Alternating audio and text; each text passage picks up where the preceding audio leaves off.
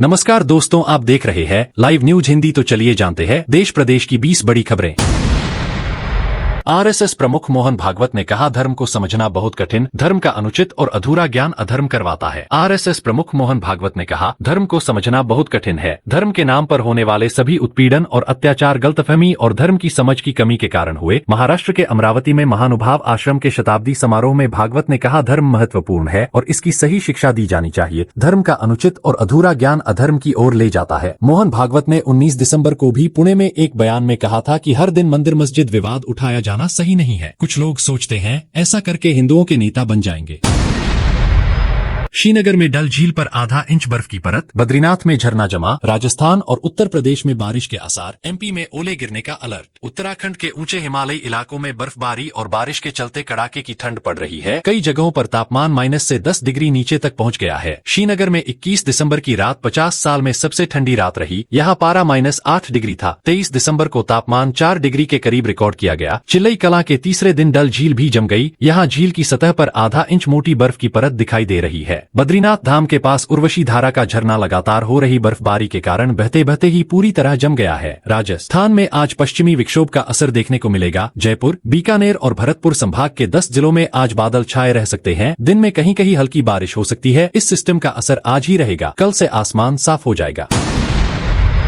PM Modi ने 71,000 लोगों को बांटे ज्वाइनिंग लेटर। प्रधानमंत्री नरेंद्र मोदी ने देश के 45 जगहों पर आयोजित रोजगार मेले में 71,000 युवाओं को वीडियो कॉन्फ्रेंसिंग के जरिए ज्वाइनिंग लेटर बांटे। 2024 लोकसभा चुनाव के बाद प्रधानमंत्री मोदी के तीसरे कार्यकाल का यह दूसरा रोजगार मेला है। रोजगार मेले की शुरुआत अक्टूबर 2022 में हुई थी। अब तक 14 मेलों में 9.22 लाख से ज्यादा युवाओं को नौकरी दी जा चुकी है। इससे पहले आखिरी रोजगार मेला 29 अक्टूबर 2024 को आयोजित किया गया था, जिसमें 51,000 से ज्यादा लोगों को ज्वाइनिंग लेटर बांटा गया था। पीएम ने कहा, किसी भी देश का विकास उसके युवाओं के श्रम, सामर्थ्य और नेतृत्व से होता है। भारत ने 2047 तक विकसित भारत के निर्माण का संकल्प लिया है। हमें इस संकल्प पर भरोसा है और लक्ष्य की प्राप्ति का विश्वास है, क्योंकि भारत में हर नीति और हर निर्णय के केंद्र में भारत का प्रतिभाशाली युवा है।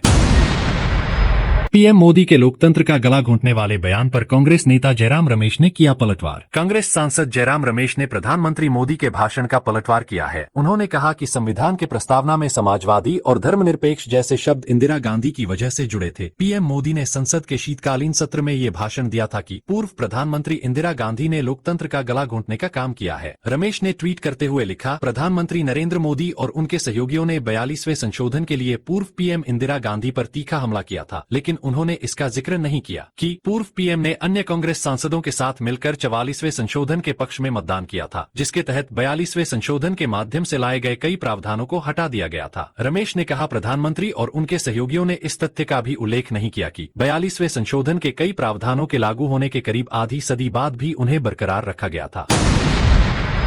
खड़गे बोले, चुनाव नियम बदलना सरकार की सोची समझी साजिश। केंद्र ने कहा था पोलिंग बूथ के फुटेज सार्वजनिक नहीं होंगे। वोटिंग नियमों में बदलाव को लेकर कांग्रेस अध्यक्ष मल्लिकार्जुन खड़गे ने कहा कि मोदी सरकार ने चुनाव आयोग की स्वतंत्रता पर हमला किया है। उन्होंने कहा, पहले मोदी सरकार ने सीजेआई को चुनाव आयुक्तों की नियुक्ति करने वाले पैनल से हटा दिया था और अब वे चुनावी जानकारी को जनता से छिपाना चाह रहे हैं। यह सरकार की सोची समझी साजिश है। जब भी कांग्रेस ने इलेक्शन कमीशन को वोटर लिस्ट से नाम हटाए जाने और ईवीएम में ट्रांसपेरेंसी के बारे में लिखा तो ईसीआई ने अपमानजनक लहजे में जवाब दिया और हमारी शिकायतों को भी स्वीकार नहीं किया। दरअसल केंद्र सरकार ने 20 दिसंबर को पोलिंग स्टेशन के सीसीटीवी, वेबकास्टिंग फुटेज और उम्मीदवारों की वीडियो रिकॉर्डिंग जैसे कुछ इलेक्ट्रॉनिक डॉक्यूमेंट्स को पब्लिक करने से रोकने के लिए चुनाव नियमों में बदलाव किया था।